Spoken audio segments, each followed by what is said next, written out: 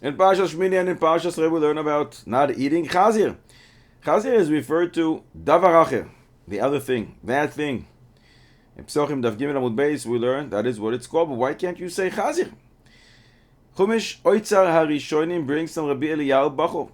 The reason is not to mention the name chazir in front of the babies, the kids, the little kids, and they're gonna keep talking about it, and ultimately they will come to eat it. A big chiddush. And he says, not less of a chiddush, like we don't say the word bread during Pesach for the same reason.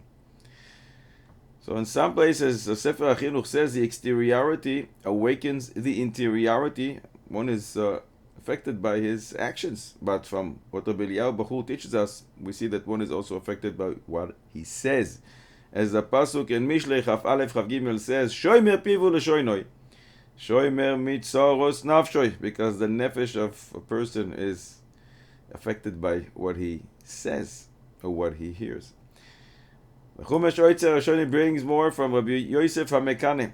He says, a priest asked me, he saw a roasted piece of chazir, and he says, what is the problem eating this?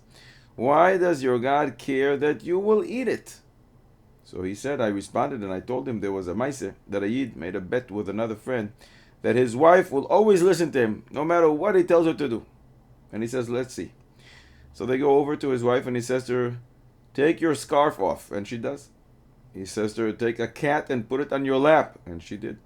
Take that scarf and tie up that cat. And she did. And he explained to his friend, he said, look, if I would have asked my wife to make us some food, and she would have, that doesn't show that she loves me. It makes sense. But when I tell her to do strange things, and yet she does them, with that she demonstrates her love to me. So too, if HaKadosh Baruch Hu only commanded us, don't kill, don't commit adultery, don't steal, it don't make sense. If we would fulfill those commandments, it wouldn't show that we love HaKadosh Baruch Hu when He tells us strange things, like not eating chazir, things that people wonder about.